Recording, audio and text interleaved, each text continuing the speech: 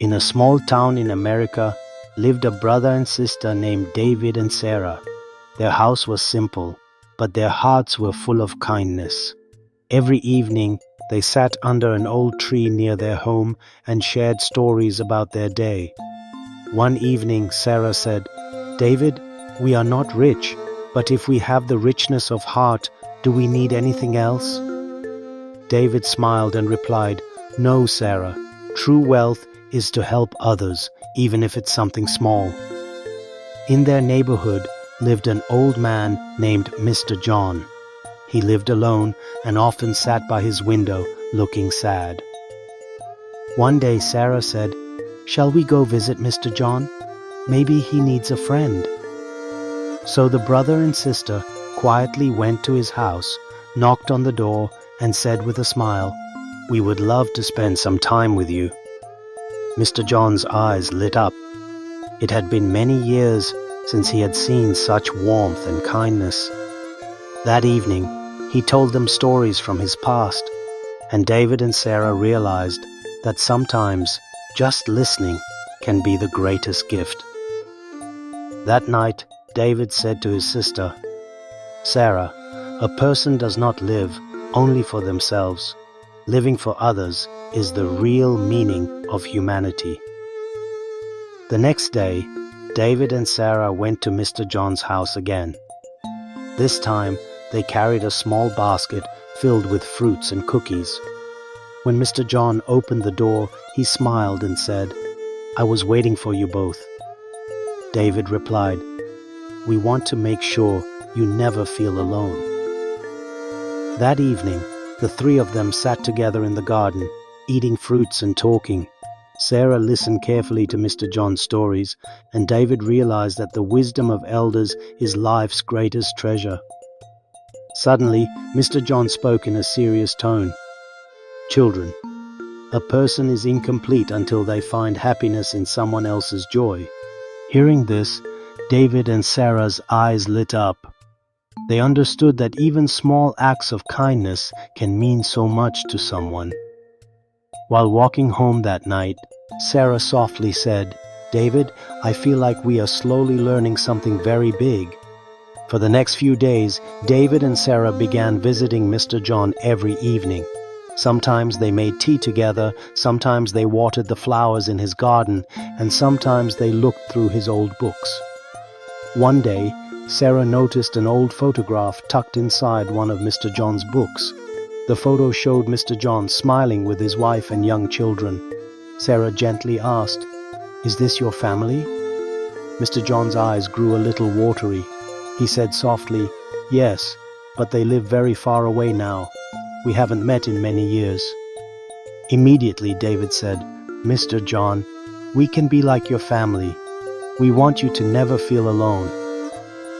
Hearing this, a deep smile spread across Mr. John's face. He reached out his hands, blessed the children, and said, "You both have filled the empty space in my heart." That evening, as David and Sarah walked home, Sarah quietly said, "David, sometimes a person may have everything, but what they truly need is just love and companionship." The next evening, David and Sarah visited Mr. John again. This time, they decided they should make him laugh. Sarah shared some funny stories from her school, and David told a little joke. Mr. John laughed heartily, and the sparkle returned to his eyes. He said, "Since I started meeting you both, it feels like my life has become new again." Sarah gently replied, "Mr. John, we want every day of yours to have a little light and a little smile." That evening, they listened to old songs together. Mr. John played his late wife's favorite song and said with emotion, "This song reminds me of her. But today, I don't feel alone, because you both are here with me." While walking home, David said to his sister, "Sarah, I think we are not just helping Mr. John. Maybe he's teaching us how to live too." A few days later, when David and Sarah arrived at Mr. John's house, the door was half open. Inside, the room was dim, and a strange silence filled the air. Sarah softly called out, "Mr. John." Are you here?" There was no reply. David stepped inside and looked around. On the table lay Mr. John's open book, but the chair was empty. Suddenly, a faint sound came from upstairs. The siblings looked at each other. Sarah's heart began to race. David whispered, "Maybe Mr. John is upstairs, but we should be careful." Slowly, they began climbing the stairs. With each step, the old wooden house creaked. It felt as though an unknown secret was floating in the air. David and Sarah slowly climbed the stairs. At the top, they saw a door half open. From inside the room came the soft rustling of air. In a trembling voice, Sarah said, "David, what if something strange is inside?" David held her hand and whispered, "We're together. There's no need to be afraid." He gently pushed the door open. The room looked very old.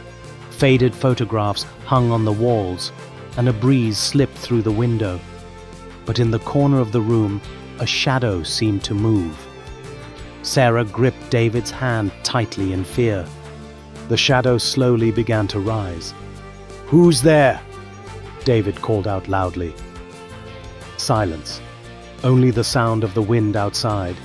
Then, suddenly, something fell on the floor with a thud. Their breaths quickened. David and Sarah's eyes fixed on the corner of the room. In the dim light, the shadow became clearer. It looked as if someone was standing there, completely still. Sarah's breath caught. She whispered, "David, who is that?" David gathered his courage and took one step forward. Suddenly, the window slammed shut, and the room was swallowed in darkness. The old photographs on the wall shook wildly in the gust of wind. Then came a faint groaning sound, like someone in terrible pain. Sarah gripped David's hand tightly in fear. "There's someone here," David managed to say. Just then, an old wooden chair in the corner began rocking on its own. The sound was so eerie that chills ran down their spines. Fear was written all over Sarah's face, but David whispered, "We have to find out what's happening here." The room felt even more terrifying now. The old wooden chair kept creaking as it rocked, as if some invisible force was moving it. Sarah's eyes widened with fear. Trembling, she said, "David, there really is something here." Suddenly, one of the old photographs on the wall crashed to the floor, its glass shattering loudly. The sound was so sharp that both of them froze in place. David took a deep breath and whispered, "Stay strong. We have to find out why this is happening." At that very moment, a faint whisper came from the corner of the room, like someone softly calling a name. Sarah clutched David's arm and said, "Did you hear that too?" David nodded. His face had turned pale with fear. Then suddenly, the door slammed shut on its own, and the room was plunged into complete darkness. The howling wind outside and the dreadful silence inside made their hearts pound even faster. The darkness in the room grew heavier. Sarah and David stayed completely silent. The only sound was their breathing. Suddenly, faint footsteps echoed on the floor, slow, steady steps, yet no one could be seen. Trembling, Sarah whispered, "David, who is it? Why can't we see anything?" David's throat went dry.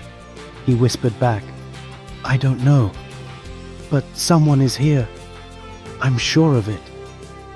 At that moment, the mirror on the wall began to shake, and inside it, a faint blurry figure appeared. It looked as though someone was staring right at them. Sarah squeezed her eyes shut in fear, but David gasped, "No! Sarah, look! It's moving!" The blurry figure in the mirror slowly became clearer, as if a face was about to emerge. The air in the room grew colder, and both children felt as if unseen eyes were fixed upon them. The blurry figure in the mirror was becoming clearer. Sarah opened her eyes again. trembling, and her breath caught in her chest. The lips of the shadowy face were moving, as if it wanted to speak, but no sound came, only the silent motion of its mouth. David, caught between fear and curiosity, whispered, "Are you trying to tell us something?" Suddenly, the mirror shook harder. A cold gust of wind swept through the room, and Sarah felt a light touch on her shoulder. She almost screamed, but David gripped her hand tightly. "Wait, Sarah. Maybe it's not here to scare us. Maybe it's trying to teach us something." Sarah, still trembling, nodded slowly. Their eyes remained fixed on the mirror, where the ghostly face was growing sharper, more serious. In the silence of the room, with the cold air pressing around them, the children felt they were getting closer to uncovering a hidden truth. The blurry figure in the mirror was now becoming clearer. Sarah and David slowly stepped forward. The eyes of the face were staring at them, but with the fear came an odd sense of calm. David whispered, "Maybe it wants to show us, to teach us something." At that moment, an old book in the middle of the room opened on its own. Pages fluttered until they stopped on an old letter. Sarah read it softly. "The true power of humanity lies in helping others. Even in fear, open your heart." The siblings looked at each other. Fear was still there, but now something was starting to make sense.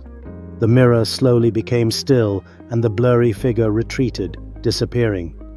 Only the soft rustle of old winds remained in the room.